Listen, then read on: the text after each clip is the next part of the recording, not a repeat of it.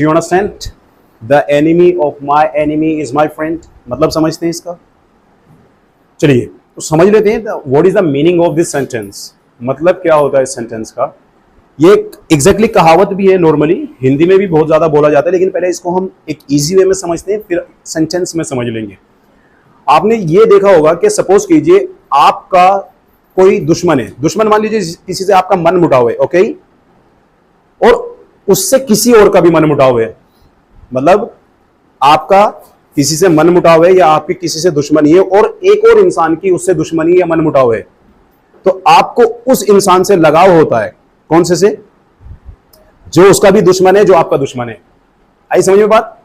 जो उसका भी दुश्मन है, जो आपका दुश्मन है, तो उससे आपको क्या लगता है? आपको उससे लगाव होता है, उससे आपको अच्छा लगता है। तो हिंदी में उसके लिए कहते हैं कि मेरे दुश्मन का जो दुश्मन है वो मेरा दोस्त है। आई समझ में कुछ? मेरे दुश्मन का जो दुश्मन है वो मेरा दोस्त है। और पॉलिटिक्स में बड़ा कॉमन है ये, it is very common in the politics, कि अभी आप इस पार्टी में हैं, लेकिन इस पार्टी को छोड़ के आप दूसरी पार्टी में पहुंच जाए तो अब आप भी उसके क्या हो गए?